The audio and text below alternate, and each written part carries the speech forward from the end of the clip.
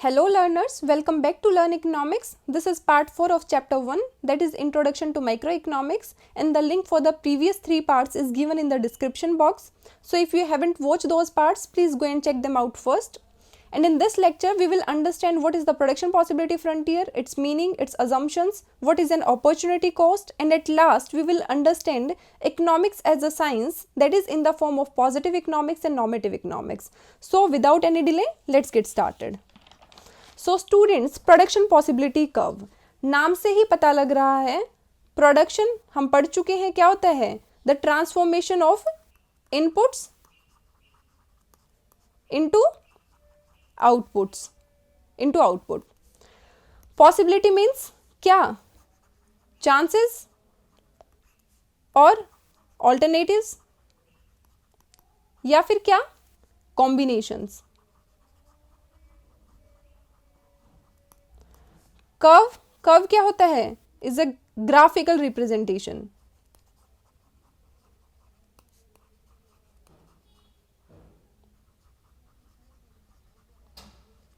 So production possibility curve is a graphical representation of various combinations of two goods. सिर्फ दो goods की बात कर रहे हैं हम, that can be produced from a given amount of resources in the level of technology. देखो students, इसको हम ऐसा समझ सकते हैं कि हम सभी को पता है कि जो हमारे रिसोर्सेज है that are limited in supply and these scarce resources have alternative uses. Means हम इनको कई तरीकों से यूज कर सकते हैं. Now suppose there are two goods, good a and good b, और मेरे पास जो रिसोर्सेज है उसके 600 यूनिट्स जो है अवेलेबल है. नाउ सपोज कि जो ये 600 यूनिट्स है वो मैंने सारी की सारी गुड ए को प्रोड्यूस करने में लगा दी और गुड बी का जो प्रोडक्शन है मैंने ज़ीरो रखा, मतलब कि मैं गुड बी का कुछ भी अमाउंट प्रोड्यूस नहीं कर रही हूँ. या फिर दिस इज़ द फर्स्ट के. सेकंड केस में मैं क्या कर सकती हूँ कि जो ये 600 यूनिट्स हैं ये सारी की सारी मैं लगा दूँ गुड बी को प्रोड्यूस करने में और गुड ए का प्रोडक्शन मैं रखूँ ज़ीरो. थर्ड हो सकता है कि मैं इन रिसोर्सेज को जो मेरे पास ये अवेलेबल हैं इनको मैं इक्वली डिस्ट्रीब्यूट कर दूं. मीन्स मैं 50% लगा दूं गुड ए को प्रोड्यूस करने में और 50% लगा दूं मैं गुड बी को प्रोड्यूस करने में.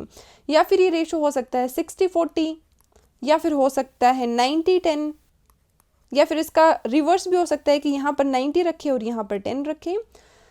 सो what I am trying to say कि प्रोडक्शन पॉसिबिलिटी कर्व क्या हो गया कि इन रिसोर्सेज के इन ऑल्टरनेटिव यूजेस से जो कॉम्बिनेशंस हमारे पास आएंगे उनकी ग्राफिकल रिप्रेजेंटेशन को हम बोलेंगे प्रोडक्शन पॉसिबिलिटी कर्व. और स्टूडेंट्स, जो ये कॉम्बिनेशंस होंगे सिर्फ और सिर्फ दो गुड्स के होंगे, मतलब कि हम ये अज्यूम करके चलते हैं कि इकोनॉमी में सिर्फ और सिर्फ दो ही गुड्स प्रोड्यूस हो रहे हैं, ऐसा हम अज्यूम करके चलते हैं. And that can be produced from A given amount of resources. Means कि जो हमारे पास रिसोर्सेज हैं वो एक फिक्स्ड क्वांटिटी में अवेलेबल है. वो किस में अवेलेबल है, वो एक फिक्स्ड क्वांटिटी में अवेलेबल है. And the level of technology is also assume to be constant. Means कि जो टेक्नोलॉजी हमारे पास है वो सेम रहेगी, इसमें किसी तरीके का कोई इम्प्रूवमेंट नहीं होगा. Now assumptions. सी स्टूडेंट्स, अब हम सभी को ये पता है कि इकोनॉमिक्स कोई प्योर साइंस तो है नहीं way we can prove things in a laboratory, right. It's a study of human behaviour.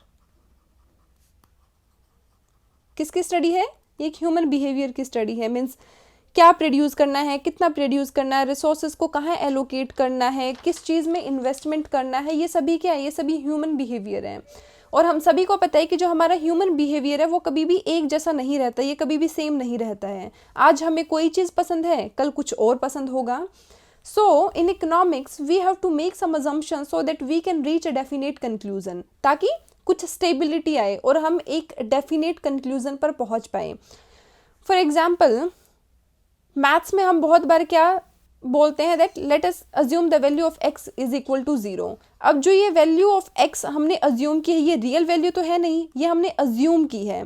Similarly economics में भी हम कुछ बातें, कुछ चीज़ों को अज्यूम करके चलते हैं so that we have a better understanding. तो यहाँ पर भी हमने कुछ चीज़ों को अज्यूम किया है to derive a PPC, out of which first is the resources are fixed in supply but these resources can be transferred from one use to another. Resources are fixed in supply means कि जो हमारे पास resources हैं वो क्या है, एक fixed quantity में अवेलेबल हैं. एक फिक्स्ड क्वांटिटी में अवेलेबल हैं। हम इनको ना तो इंक्रीज कर सकते हैं और ना ही हम इनको डिक्रीज कर सकते हैं। सपोज हम इसको ऐसा समझते हैं कि मेरे पास क्या है, मेरे पास मिल्क है एज अ रिसोर्स जो मेरे पास 60 लीटर्स में अवेलेबल है। इसकी क्वांटिटी कितनी है? 60 लीटर्स। अब मैं इसको दो तरीक़ों से यूज़ करना चाहती हूँ। वन इज़ स्वीट्स को बनाना चाहती हूँ इसे, सेकेंड इज़ कर्ड। अब जो ये 60 लीटर्स ऑफ मिल्क है ये मैंने सारा का सारा एलोकेट कर दिया स्वीट को प्रोड्यूस करने में, राइट? और कर्ड को मैंने बिल्कुल भी प्रोड्यूस नहीं किया, तो यहाँ पर कितना है? 0 लीटर्स। अब मैं क्या चाहती हूँ, now I want to increase the production of curd. अब मैंने क्या किया, 50 लीटर्स मैंने स्वीट्स पर रखा और मैंने यहाँ पर 10 लीटर्स जो है इंक्रीज कर दिया कर्ड में। नाउ फर्दर मैं चाहती हूँ कि मेरा कर्ड का प्रोडक्शन जो है वो इंक्रीज हो, तो मैंने यहाँ पर 20 लीटर्स कर दिया और यहाँ पर मैंने क्या किया, रिड्यूस कर दिया फर्दर, मैंने इसको कर दिया 40 लीटर्स। सिमिलरली अगर मैं आगे भी अपने कर्ड के प्रोडक्शन को इंक्रीज करना चाहती हूँ तो यहाँ पर 30 लीटर्स मैं इंक्रीज कर दूंगी और यहाँ पर मैं 10 लीटर से जो है रिड्यूस कर दूंगी। तो एक तरफ रिड्यूस हो रहा है, दूसरी तरफ इंक्रीज हो रहा है, बट जो क्वांटिटी ऑफ मिल्क है वो क्या है, वो 60 लीटर्स ही है हर केस में। 60 + 0 इज 60, 50 + 10 60, 40 + 20 60, 30 + 30 60। तो जो रिसोर्सेज है वो क्या है, वो फिक्स्ड हैं क्वांटिटी में, बट हम इनको ट्रांसफर कर सकते हैं from one use to another. कि मिल्क को मैंने क्या किया, मैंने ट्रांसफर कर दिया स्वीट से कर्ड के प्रोडक्शन में। सिमिलरली जो बाकी रिसोर्सेज हमारे पास अवेलेबल होते हैं उनके भी ऐसे ही ऑल्टरनेटिव यूजेस होते हैं और उनको हम ट्रांसफर कर सकते हैं from the production of one commodity to the production of another commodity. Wait a minute. Now the next is कि जो हमारे पास रिसोर्सेज हैं वो क्या है, वो फुल्ली एम्प्लॉयड हैं। जिस भी क्वांटिटी में हमारे पास वो अवेलेबल हैं उनको क्या किया जा रहा है, एफिशिएंटली यूज़ किया जा रहा है और फुल एम्प्लॉयमेंट है इकोनॉमी में। मतलब कि जो लेबर है हमारे पास उन सभी के पास काम है, जो लैंड है जितने भी क्वांटिटी में है उसको हम प्रॉपरली यूज़ कर रहे हैं, कैपिटल जो है हमारे पास उसको हम यूज़ करें in the most efficient manner. तो मतलब कि इकोनॉमी में किसी तरह का कोई वेस्टेज नहीं है and there is full employment, कोई भी अनएम्प्लॉयड नहीं है। Now the next is the level of technology is assume to be given. अभी मैंने आपको बताया था कि जो टेक्नोलॉजी है हमारे पास वो क्या है, वो सेम रहेगी, इसमें किसी तरीके का कोई इम्प्रूवमेंट नहीं होगा, कोई एडवांसमेंट नहीं होगी। जो टेक्नोलॉजी हम अभी तक यूज़ करते आ रहे थे आगे भी हम वही सेम टेक्नोलॉजी यूज़ करते रहेंगे, ऐसा हमने अज्यूम किया है। एक्चुअल में ऐसा होता नहीं है बट ये हमने अज्यूम किया है। With the help of the given resources only 2 goods can be produced. PPC को डिराइव करते हुए हमने क्या अज्यूम किया है कि इकोनॉमी में सिर्फ और सिर्फ 2 गुड्स का प्रोडक्शन हो रहा है। इकोनॉमी में क्या ऐसा होता है कि सिर्फ 2 ही गुड्स प्रोड्यूस हो रहे हैं? नहीं होता ऐसा, बहुत सारे गुड्स प्रोड्यूस होते हैं, बट यहाँ पर हमने अज्यूम किया है कि सिर्फ 2 ही गुड्स हैं जो एक इकोनॉमी में प्रोड्यूस हो रहे हैं। The resources are not equally efficient in the production of both the goods. जो हमारे पास रिसोर्सेज है, जो इनपुट्स है, जो फैक्टर्स ऑफ प्रोडक्शन है स्टूडेंट्स, वो क्या है, इक्वली एफिशिएंट नहीं है दोनों कमोडिटीज़ को प्रोड्यूस करने में। मतलब कि इक्वली प्रोडक्टिव नहीं है, उनकी प्रोडक्टिविटी जो है दोनों कमोडिटीज़ को प्रोड्यूस करने में वो सेम नहीं है। फॉर एग्जाम्पल आप इसको ऐसे समझो कि एज पर माई क्वालिफिकेशंस, कि जो मेरी क्वालिफिकेशंस हैं उनके हिसाब से I am efficient in teaching economics. Economics को पढ़ाने में जो मेरी प्रोडक्टिविटी है वो ज़्यादा है, मतलब कि वो मैक्सिमम है। But what if someone asked me to teach civics, कि अगर मुझे कोई बोल दे कि आपको सिविक्स पढ़ानी है, तो क्या मेरी जो एफिशिएंसी है वो सिविक्स को पढ़ाने में सेम होगी? द आंसर इज़ नो, बिल्कुल भी नहीं होगी। हो सकता है कि मैं सिविक्स पढ़ा दूँ but I will be less productive there. मेरी प्रोडक्टिविटी जो है वो सेम नहीं होगी जो कि इकोनॉमिक्स को पढ़ाने में है, क्योंकि मेरी क्वालिफिकेशंस के हिसाब से मैं इकोनॉमिक्स पढ़ाने में ज़्यादा एफिशिएंट हूँ, क्योंकि मैंने अभी तक इकोनॉमिक्स से रिलेटेड चीज़ें ज़्यादा पढ़ी हैं, राइट? तो वैसे ही जो बाकी रिसोर्सेज होते हैं इकोनॉमी में वो भी एक कमोडिटी को प्रोड्यूस करने में ज़्यादा एफिशिएंट होते हैं और अपने ऑल्टरनेटिव यूजेस में हो सकता है कि वो उतने एफिशिएंट ना हो। So resources are not equally efficient in the production of both the goods. तो स्टूडेंट्स देखो, पीपीसी को डिराइव करने से पहले we have to understand what is opportunity cost. बहुत ही इंपॉर्टेंट कॉन्सेप्ट है और प्लीज थोड़ा ध्यान से समझिएगा। Opportunity cost, see students, opportunity cost is related to the problem of choice. किसके साथ रिलेटेड है? प्रॉब्लम ऑफ चॉइस के साथ। We all know that our resources are limited but our wants are unlimited. तो हर व्यक्ति की हर एक वॉन्ट को हम सेटिस्फाई नहीं कर सकते, राइट? तो कुछ डिज़ायर्स को फुलफिल करने के लिए हमें कुछ दूसरे डिज़ायर्स को सेक्रीफाइस करना पड़ता है और उसी सेक्रीफाइस को हम बोलते हैं अपॉर्चुनिटी कॉस्ट। देखो स्टूडेंट्स, अपॉर्चुनिटी कॉस्ट क्या है? It refers to the value of next best alternative foregone. Means देखो, आप इसको ऐसे समझो, अभी जब आप ये लेक्चर देख रहे हैं तो क्या इस सेम टाइम पे जब आप यह लेक्चर देख रहे हैं आप कोई मूवी देख सकते हैं? आंसर इज नो, नहीं देख सकते। तो इस लेक्चर को देखने की जो अपॉर्चुनिटी कॉस्ट है वो क्या हो गई? That movie that you can't watch right now. इस टाइम पर आप नहीं देख सकते, बाद में देख सकते हैं, पहले देख सकते हैं। तो अभी इस लेक्चर को देखने की अपॉर्चुनिटी कॉस्ट आपके लिए हो गई मूवी। या फिर दूसरे एग्जाम्पल से आप इसको ऐसे समझ सकते हैं कि मैं अभी आपको फ्री ऑफ कॉस्ट पढ़ा रही हूँ, right? But if I taught at any coaching institute, मैं किसी कोचिंग इंस्टीट्यूट को ज्वाइन कर लूँ तो क्या होगा? Then definitely I would get some money in return. तो मेरे लिए यहाँ पर पढ़ाने की जो अपॉर्चुनिटी कॉस्ट है वो क्या हो गई? That money which I am sacrificing. तो मेरे लिए अपॉर्चुनिटी कॉस्ट हो गई वो मनी जो मैं अभी छोड़ रही हूँ। The loss of other alternative when one is chosen, मतलब कि एक कॉमोडिटी को कंज्यूम करने के लिए आपको दूसरी कॉमोडिटी को छोड़ना पड़ता है, मतलब कि दूसरे के कंजप्शन को आपको रिड्यूस करना पड़ता है या फिर आपको छोड़ना पड़ता है। वही क्या हो जाती है? वो अपॉर्चुनिटी कॉस्ट हो जाती है। फॉर एग्जाम्पल, सपोज आपके पेरेंट्स ने आपको 2000 रुपीज़ दिए फॉर योर बर्थडे गिफ्ट। अब इन 2000 रुपीज़ से आप बहुत सारी चीज़ें परचेज कर सकते हैं, but the 3 things that came to your mind is as per your preference. सबसे पहले शूज़ आपकी प्रेफरेंस लिस्ट में है, second is T shirts and third is wallet. Now out of these 3 you decided to buy a pair of shoes. आपने सोचा कि मैं shoes को परचेज करूँगा क्योंकि ये आपकी सबसे पहली प्रेफरेंस थी। Your second preference is T shirts and third preference is wallet. So here the opportunity cost of buying shoes is the number of t-shirts foregone, कि जो टी शर्ट्स आपने छोड़ी हैं वो आपके शूज़ को परचेज करने की जो है अपॉर्चुनिटी कॉस्ट हो गई। टी शर्ट ही क्यों हुई? क्योंकि अपॉर्चुनिटी कॉस्ट क्या है? It is the value of next best alternative. हम बात कर रहे हैं नेक्स्ट बेस्ट की, और आपकी नज़र में नेक्स्ट बेस्ट क्या था? शूज़ के बाद टी शर्ट्स, राइट? तो शूज़ को परचेज करने की अपॉर्चुनिटी कॉस्ट हो गई टी शर्ट्स। तो स्टूडेंट्स, ऐसे ही हर चीज़ की कुछ ना कुछ अपॉर्चुनिटी कॉस्ट होती है। हम बहुत सारे काम करते हैं, उनकी कुछ ना कुछ अपॉर्चुनिटी कॉस्ट ज़रूर होती है। हम किसी टाइम पर कुछ चीज़ कर रहे हैं तो किसी और चीज़ को सेक्रीफाइस कर रहे हैं, तो उसी को हम बोलते हैं opportunity cost. Now moving forward, marginal opportunity cost. Marginal opportunity cost refers to the amount or the number of units of one commodity sacrificed to have one more unit of another commodity। मतलब कि जब एक commodity की एक extra unit को पाने के लिए जब आप दूसरी कॉमोडिटी की कुछ अमाउंट को छोड़ते हो, सेक्रीफाइस करते हो, उसी को हम बोलते हैं marginal opportunity cost. For example, इसको हम ऐसे समझते हैं दैट यू हैव 2 कॉमोडिटीज, ठीक है? एक है आपके पास चॉकलेट और दूसरी है आपके पास आइसक्रीम। अभी सपोज करते हैं हम आपके पास 100 रुपीज़ थे। इन 100 रुपीज़ से आप 5 यूनिट्स ऑफ चॉकलेट परचेज कर रहे थे and 1 unit of ice cream purchase कर रहे थे।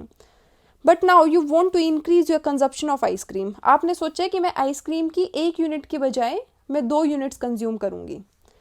तो अब आपके पास जो अमाउंट ऑफ मनी है वो फिक्स्ड है, ठीक है? इस अमाउंट को आप ना तो इंक्रीज कर सकते हैं ना ही डिक्रीज कर सकते हैं। तो अगर आपको अपने आइसक्रीम के कंजप्शन को इंक्रीज करना है तो you have to reduce your consumption of chocolate. तो सपोज करो कि आपने 5 से 3 कर दिया। सो इन दिस केस, इस एक एक्स्ट्रा यूनिट ऑफ आइसक्रीम को परचेज करने के लिए जो ये 2 यूनिट्स आपने सेक्रीफाइस की हैं चॉकलेट की, क्योंकि आपका कंजप्शन ऑफ 5 से 3 यूनिट्स हो गया, वो क्या हो गया, now these 2 units of chocolate are the marginal opportunity cost of getting 1 extra unit of ice cream. उसी को हम बोलते हैं मार्जिनल अपॉर्चुनिटी कॉस्ट। जब किसी एक कॉमोडिटी की एक एक्स्ट्रा यूनिट को कंज्यूम करने के लिए या प्रोड्यूस करने के लिए जब हम दूसरी कॉमोडिटी की कुछ अमाउंट को सेक्रीफाइस करते हैं, उसको हम बोल देते हैं मार्जिनल अपॉर्चुनिटी कॉस्ट। सॉरी, यहाँ पर है मार्जिनल, टाइपिंग मिस्टेक।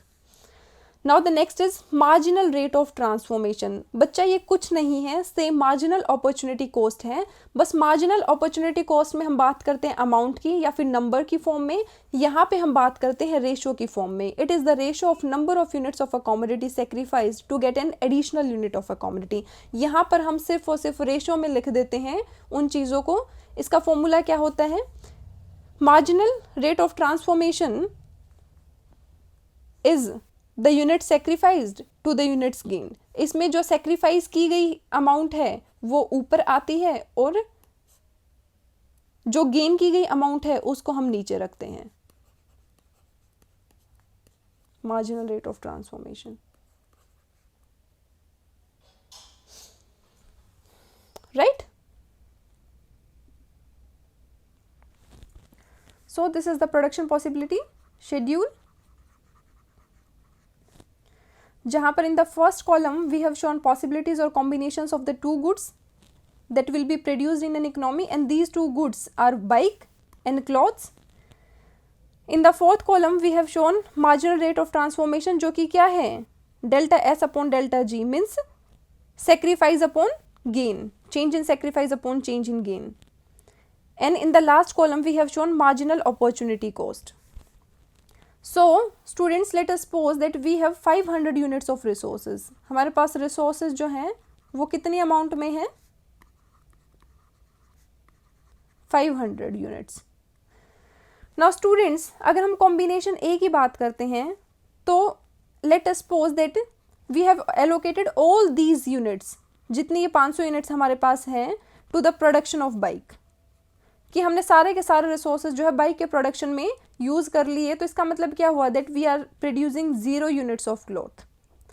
तो कॉम्बिनेशन ए पर जहाँ पर हमने अपने सारे रिसोर्सेज बाइक के प्रोडक्शन में लगा दिए हैं, वहाँ पर हम 15 यूनिट्स ऑफ बाइक प्रोड्यूस कर रहे हैं, 0 यूनिट्स ऑफ क्लॉथ। तो यहाँ पर MRT और MOC क्या होंगी, वो कुछ भी नहीं होंगी, नील।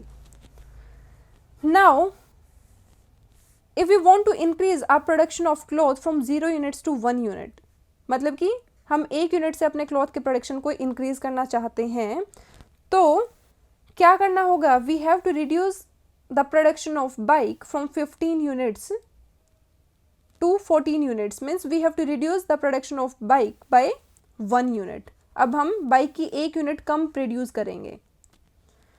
ऐसा क्यों, क्योंकि हमने अजम्पशंस में क्या अज्यूम किया था, that we have resources that are limited in supply, कि जो हमारे पास रिसोर्सेज है वो क्या है, वो फिक्स्ड इन सप्लाई है। वी कैन नॉट इंक्रीज और decrease the quantity of these resources, but हम क्या कर सकते हैं, we can transfer this resources from one use to another. तो हमने यहाँ पर क्या किया, क्लॉथ के प्रोडक्शन को इंक्रीज करने के लिए बाइक के प्रोडक्शन से कुछ रिसोर्सेज को उठाकर क्लॉथ के प्रोडक्शन पर लगा दिया।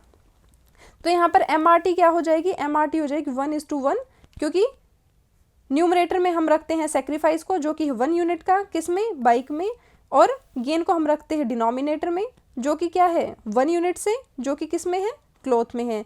तो MRT हो जाएगा इस 1:1, और MOC क्या हो जाएगा, 1। MOC किसको रिप्रेजेंट करता है, अमाउंट ऑफ सेक्रीफाइस, और सेक्रीफाइस कितनी अमाउंट का हुआ है, 1 यूनिट का हुआ, तो MOC हो जाएगा 1 यूनिट। नाउ अगर हम बात करें कॉम्बिनेशन सी की, तो कॉम्बिनेशन सी में अगर हम अपने क्लॉथ के प्रोडक्शन को फिर से इंक्रीज करना चाहते हैं by 1 unit, that is from 1 unit to 2 units, तो फिर से हमें क्या करना पड़ेगा, we have to reduce the production of bike by 2 units. Sorry,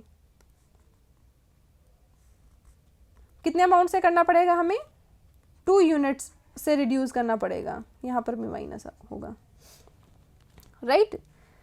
now यहाँ पर MRT क्या हो जाएगा 2:1, क्योंकि सेक्रीफाइस हुआ है 2 यूनिट्स का एंड गेन हुआ है 1 यूनिट का। और MOC क्या हो जाएगा 2, क्योंकि सेक्रीफाइस कितना है 2 यूनिट से। फर्दर अगर हम देखें कि अगर हम ऐसे ही अपने प्रोडक्शन को जो है इंक्रीज करते रहे from 2 units to 3 units, 3 to 4 and 4 to 5, तो जो प्रोडक्शन है वो हर बार 1 यूनिट से इंक्रीज हो रहा है, लेकिन जो रिडक्शन है बाइक के प्रोडक्शन में वो कितनी, वो हर बार ज़्यादा से ज़्यादा अमाउंट से जो है रिड्यूस हो रहा है। मीन्स पहले हम 2 यूनिट का सेक्रीफाइस कर रहे थे 1 यूनिट को प्रोड्यूस करने के लिए, अब हम 3 यूनिट्स का सेक्रीफाइस कर रहे हैं एक एक्स्ट्रा यूनिट ऑफ क्लॉथ को प्रोड्यूस करने के लिए। Further we are sacrificing 4 units of bike to get 1 extra unit of cloth, and finally to produce 5 units of cloth हम क्या कर रहे हैं, हमने अपने बाइक के प्रोडक्शन को जो है 0 कर दिया है। Means we have to sacrifice 5 units of bike. तो यहाँ पर MRT कितना हो जाएगी, पहले 1:1 थी, देन 2:1, देन 3:1, 4:1 एंड देन 5:1। और जो हमारी MOC है वो हम देख रहे हैं कि इंक्रीज हो रही, पहले 1 थी, then 2, then 3, then 4 and then 5। तो स्टूडेंट्स हमने क्या देखा कि अगर हम एक कॉमोडिटी के प्रोडक्शन को इंक्रीज करना चाहते हैं तो हमें दूसरे कॉमोडिटी के प्रोडक्शन को जो है रिड्यूस करना पड़ेगा। ऐसा क्यों, क्योंकि जो हमारे रिसोर्सेज है, हमने अपनी अजम्पशंस में पढ़ा था, पहली अजम्पशन क्या थी कि हमारे रिसोर्सेज फुल्ली एम्प्लॉयड है, उनको हम सिर्फ ट्रांसफ़र कर सकते हैं from one use to another. और दूसरा, क्योंकि हमारे रिसोर्सेज इक्वली एफिशिएंट नहीं है दोनों कॉमोडिटीज़ को प्रोड्यूस करने में, तो ज़रूरी नहीं है कि जो रिसोर्सेज बाइक को प्रोड्यूस करने में एफिशिएंट है वो उतने ही एफिशिएंट होंगे क्लॉथ को प्रोड्यूस करने में, या फिर जो रिसोर्सेज क्लॉथ के प्रोडक्शन में एफिशिएंट है वो उतने ही एफिशिएंट या प्रोडक्टिव होंगे बाइक को प्रोड्यूस करने में, राइट। तो अब इसको हम समझेंगे with the help of the diagram. Now suppose on the X axis हम लेते हैं क्लॉथ को और वाई एक्सिस पे हमने लिया है बाइक को। Commodity A is representing cloth and commodity B is representing bike, right. और हमारे पास रिसोर्सेज जो हैं वो कितनी अमाउंट में है, 500 यूनिट्स में। तो स्टूडेंट्स जब ये 500 यूनिट्स हमने सारी की सारी बाइक के प्रोडक्शन में यूज़ की थी, तो हम कितने यूनिट्स प्रोड्यूस कर रहे थे, 15 यूनिट्स प्रोड्यूस कर रहे थे, और क्लॉथ का प्रोडक्शन कितना था, 0 था, right. So let us suppose this is representing combination A। लेकिन जैसे ही हम अपने क्लॉथ के प्रोडक्शन को इंक्रीज किया था फ्रॉम 0 to 1 यूनिट्स, तो हमें क्या करना पड़ा था, we have to reduce our production of bike by 1 unit. तो यहाँ पर कितना है, 14। So suppose this is representing combination B। Now further अगर हम अपने प्रोडक्शन ऑफ क्लॉथ को इंक्रीज करते फ्रॉम 1 यूनिट टू 2 यूनिट्स, तो हमें क्या करना पड़ा था, हमें अपने बाइक के प्रोडक्शन को रिड्यूस करना पड़ा था 2 यूनिट से, right. It is representing combination C. Now this point let us suppose is representing combination D. वो कैसे, क्योंकि जब हमने अपने क्लॉथ के प्रोडक्शन को फिर से इंक्रीज किया था by 1 unit, that is from 2 units to 3 units, तो हमें अपना हमें अपने बाइक के प्रोडक्शन को रिड्यूस करना पड़ा था 3 यूनिट से, राइट। और ऐसे ही जब हमने अपने प्रोडक्शन को इंक्रीज किया बाय अपना प्रोडक्शन ऑफ क्लॉथ इंक्रीज किया by 1 unit, that is from 3 to 4 units, तो हमारा जो सेक्रीफाइस ऑफ बाइक था वो और ज़्यादा इंक्रीज हो गया था और ये रह गया था 5 यूनिट्स पर। This is combination E। And finally combination F, जहाँ पर हम सिर्फ और सिर्फ कॉमोडिटी क्लॉथ को प्रोड्यूस कर रहे हैं और जो बाइक है उसका प्रोडक्शन कितना है, उसका है 0। तो जब हम इन सभी पॉइंट्स को A, B, C, D, E and F को ज्वाइन करते हैं तो हमें क्या मिलता है, प्रोडक्शन पॉसिबिलिटी कर्व और production possibility frontier. And slope of the production possibility curve is increasing MOC। हमने अभी देखा था कि कैसे जो हमारी MOC है वो क्या हो रही थी, इंक्रीज हो रही थी, 1 से 5 पर पहुंच गई थी। तो जो स्लोप है PPC का वो क्या है, MOC, इंक्रीजिंग MOC। और शेप क्या है हमारे PPC की, that is concave to the origin, right. Now there are some properties of PPC. First is PPC slopes downward. जो PPC है वो क्या है, डाउनवर्ड स्लोपिंग है, हमने देखा भी। अब इस डाउनवर्ड स्लॉपिंग होने के पीछे रीज़न क्या है? रीज़न है फुल एम्प्लॉयमेंट ऑफ रिसोर्सेज, कि जो हमारे रिसोर्सेज है वो क्या है, वो फुल्ली एम्प्लॉयड है। मीन्स कि जो रिसोर्सेज हमारे पास अवेलेबल है उनमें से कोई भी रिसोर्स ऐसा नहीं है जो अनएम्प्लॉयड हो, और ये मोस्ट एफिशिएंट वे में यूज़ हो रहे हैं। So the simultaneous increase in the production is not possible, कि मतलब कि हम एक साथ ऐसा नहीं कर सकते कि दोनों कमोडिटीज़ के प्रोडक्शन को इंक्रीज़ कर दें। एक कमोडिटी का प्रोडक्शन इंक्रीज़ करेंगे तो दूसरी कमोडिटी का प्रोडक्शन रिड्यूस करना ही पड़ेगा। तो हमने देखा था कि अगर हम क्लॉथ की क्वांटिटी को इंक्रीज़ कर रहे हैं तो we have to reduce the quantity of bikes. Second is PPC is concave to the origin, कि जो पीपीसी है, पीपीसी की शेप क्या है, कॉनकेव है। It is concave to the origin. अब कॉनकेव क्यों है? क्योंकि जो हमारी एमओसी थी वो क्या थी, वो इंक्रीजिंग है। मतलब to produce 1 extra unit of cloth we have to forgo more and more units of bikes, मतलब कि हर बार सेक्रीफाइस जो है बाइक्स का वो बढ़ रहा था, इसीलिए पीपीसी जो है वो कॉनकेव टू द ओरिजिन है। और ऐसा क्यों? मैंने अभी बताया था, क्योंकि जो रिसोर्सेज है that are not equally efficient in the production of all the commodities, means these are not equally adaptive to their alternative uses. Means a given factor of production may be more efficient in the production of one commodity than another. अगर हम पिछले diagram की बात करें तो उसमें जैसे जैसे हम मूव कर रहे थे पॉइंट ए से डी, ई एंड एफ, यहाँ पर क्या था, क्लॉथ, और यहाँ पर था बाइक। तो जैसे हमने मूव किया from point A towards B, तो हमने उन रिसोर्सेज को ट्रांसफर किया from the production of bike to the production of cloth which are more efficient in the production of cloth. But जैसे जैसे हम मूव करेंगे from point to C, C to D, D to E and from E to F, we will transfer those resources which were successively more efficient in the production of bike than in the production of cloth। और इसीलिए हर बार जो ये sacrifice है वो बढ़ रहा है जैसे जैसे हम क्लॉथ को का प्रोडक्शन बढ़ा रहे हैं, क्योंकि ये जो रिसोर्सेज थे जो हमने ट्रांसफ़र कर दिए from the production of bike to the production of cloth, वो क्लॉथ को प्रोड्यूस करने में उतने एफिशिएंट नहीं थे, या फिर हम बोल सकते हैं इनएफिशिएंट थे। इसलिए जो हमारी एमओसी है वो इंक्रीज हो रही है, right. Now, students, these are some of the combinations जिसमें से कुछ पीपीसी पर हैं, कुछ पीपीसी के अंदर हैं और कुछ पीपीसी के बाहर हैं। तो स्टूडेंट्स, जो ये कॉम्बिनेशंस पीपीसी पर हैं ये किस चीज़ को शो करते हैं? ये शो करते हैं फुल एम्प्लॉयमेंट को, full employment and efficient use of resources.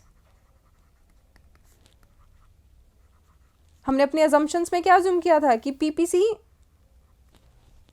क्या है, फुल एम्प्लॉयमेंट को शो करती है, एफिशिएंट यूज ऑफ रिसोर्सेज को शो करती है। नाउ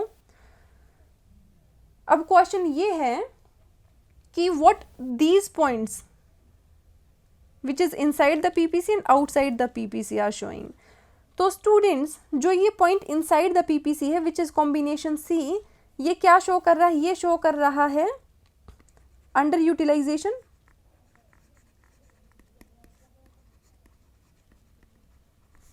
और अंडर एम्प्लॉयमेंट ऑफ रिसोर्सेज।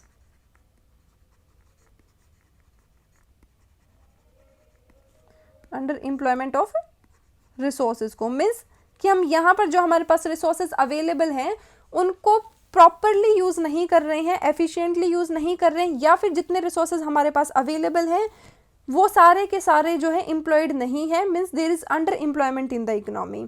अगर हम इन रिसोर्सेज को एफिशिएंटली यूज़ करें या फिर फुली एम्प्लॉय करें तो हम मूव कर सकते हैं from a point inside the PPC to a point on the PPC, मतलब कि हम प्रोडक्शन को इंक्रीज कर सकते हैं।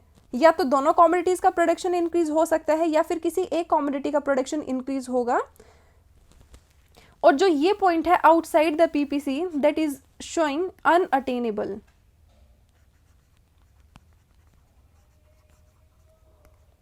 unattainable combination means we do not have sufficient resources to attain this combination। अगर हमारे पास जो resources available है उनकी क्वांटिटी, उनकी सप्लाई इंक्रीज हो जाए या फिर हमारी टेक्नोलॉजी में इम्प्रूवमेंट हो जाए तो हमारा जो पीपीसी है वो क्या हो जाएगा, वो आउटवर्ड शिफ्ट हो जाएगा then, and then it will pass through this combination E. तो any point inside the PPC क्या शो करता है, अंडर यूटिलाइजेशन या फिर under employment of the resources, और any point outside the PPC क्या शो करता है, अनअटेनेबल कॉम्बिनेशन को, जो हम अपने गिवन रिसोर्सेज के साथ at this point of time achieve नहीं कर सकते हैं। फ्यूचर में जब हमारे रिसोर्सेज की क्वांटिटी इंक्रीज होगी, उनकी सप्लाई इंक्रीज होगी, तो हम उनको अचीव कर पाएंगे। नाउ स्टूडेंट्स, पीपीसी में जो है दो तरीके से चेंजेस आ सकते हैं, one is rotation and other is shifting. अब स्टूडेंट जो रोटेशन होगी वो क्या हो, वो कैसे होगी, change in production capacity with respect to only one good. मतलब कि पीपीसी रोटेट तभी होगी जब प्रोडक्शन कैपेसिटी जो है with respect to only one good जो है चेंज होगी। मतलब कि या तो बाइक के लिए चेंज होगी या फिर सिर्फ क्लॉथ के लिए चेंज होगी, दोनों के लिए एक साथ चेंज नहीं होगी। मतलब कि या तो बाइक के लिए जो हमारे रिसोर्सेज हैं वो क्या हैं, इंक्रीज हो रहे हैं या डिक्रीज हो रहे हैं, या फिर सिर्फ क्लॉथ के लिए इंक्रीज या डिक्रीज हो रहे हैं। लेकिन शिफ्ट कब होगा, when there is change in the production capacity with respect to both the goods। मतलब कि बाइक एंड क्लॉथ दोनों के लिए एक साथ रिसोर्सेज या तो इंक्रीज हो रहे हैं या डिक्रीज हो रहे हैं, या फिर जो हमारी टेक्नोलॉजी है वो दोनों ही कॉमोडिटीज़ के लिए या तो इम्प्रूव हो रही है या फिर डिग्रेड हो रही है, तो शिफ्ट होगी। लेकिन अगर सिर्फ एक गुड के लिए रिसोर्सेज में किसी तरह का कोई चेंज आता है या फिर टेक्नोलॉजी में कोई चेंज आता है तो वहाँ पर रोटेशन होती है। नाउ वी विल सी कि रोटेशन और शिफ्ट कैसे होती हैं। Suppose there is cloth on the X axis, और वाई एक्सिस पे हमने क्या लिया था, बाइक। तो यहाँ पर क्लॉथ की क्वांटिटी है और यहाँ पर बाइक की क्वांटिटी है। तो students, suppose this is the original PPC जहाँ पर हम क्या प्रोड्यूस कर रहे हैं, हम 500 यूनिट्स ऑफ क्लॉथ को प्रोड्यूस कर रहे हैं। नाउ सपोज कि जो रिसोर्सेज हैं वो इंक्रीज होते हैं सिर्फ और सिर्फ क्लॉथ के लिए, तो क्या होगा, पीपीसी राइट वर्ड शिफ्ट हो जाएगी और जो प्रोडक्शन ऑफ क्लॉथ है वो 500 यूनिट्स टू 600 यूनिट्स हो जाएगा। लेकिन बाइक का प्रोडक्शन वही रहेगा जितना पहला था। हम सपोज करते हैं कि यहाँ पर 600 यूनिट्स ऑफ बाइक प्रोड्यूस हो रही थी, तो वो 600 ही हो रही हैं अभी भी। ऑन द अदर हैंड, अगर रिसोर्सेज जो है रिड्यूस हो जाते हैं या फिर टेक्नोलॉजी में किसी तरह की कोई डिग्रेडेशन होती है, डिग्रेड हो जाती है टेक्नोलॉजी, तो जो पीपीसी है वो क्या होगा, लेफ्टवर्ड रोटेट होगा, इनवर्ड रोटेट होगा, और जो प्रोडक्शन ऑफ क्लॉथ है वो 500 यूनिट्स से लेट अस से 400 यूनिट्स हो जाता है। But still production of bike क्या है, अभी भी 600 यूनिट्स ही है। बाइक के प्रोडक्शन में किसी तरह का कोई चेंज नहीं आया। So this is the rotation of PPC, जब सिर्फ और सिर्फ एक कॉमोडिटी के लिए रिसोर्सेज में या टेक्नोलॉजी में चेंज होता है। नाउ शिफ्ट इन पीपीसी, यहाँ पर अगेन एक्स एक्सिस पर क्या है, क्लॉथ, और वाई एक्सिस पर है बाइक। नाउ स्टूडेंट्स, ये सपोज करते हैं हम कि ये ओरिजिनल क्या है, पीपीसी जो शो कर रही है 500 units of cloth and 500 units of bike. अब लेट अस सपोज कि जो हमारे रिसोर्सेज है वो इंक्रीज हो गए हैं फॉर बोथ गुड्स, दोनों ही कॉमोडिटीज का प्रोडक्शन जो है सपोज करते हैं हम कि 500 से 600 यूनिट्स हो गया है। तो जो हमारा पीपीसी है वो क्या हो जाएगा, वो राइट वर्ड शिफ्ट हो जाएगा, क्योंकि यहाँ पर क्या हुआ, ओवरऑल प्रोडक्शन जो है इंक्रीज हुआ इकोनॉमी का, right. On the other hand, अगर रिसोर्सेज दोनों ही कॉमोडिटीज के लिए रिड्यूस हो जाती है या फिर टेक्नोलॉजी आउटडेटेड हो जाती है, डिग्रेड हो जाती है, तो जो हमारी पीपीसी है वो क्या हो जाएगी, वो इनवर्ड शिफ्ट हो जाएगी, लेफ्टवर्ड शिफ्ट हो जाएगी, और जो production of cloth and bike दोनों का ही क्या हो जाएगा, रिड्यूस हो जाएगा फ्रॉम 500 यूनिट्स टू 400 यूनिट्स। तो इस तरीके से पीपीसी जो है शिफ्ट होगी जब दोनों गुड्स के लिए रिसोर्सेज या टेक्नोलॉजी में चेंज होता है, और रोटेशन होगी जब किसी एक गुड के लिए टेक्नोलॉजी या रिसोर्सेज में जो है चेंज आता है। Okay, now this was all about this lecture. So students, I hope कि आपको सारी चीज़ें अच्छे से क्लियर होंगी, but if you still have any query, Write it down in the comment section, and if you found this video useful for you, do subscribe to my channel, like the video, share it with your friends, and join this journey of learning economics. Thank you very much, and keep learning with Learn Economics.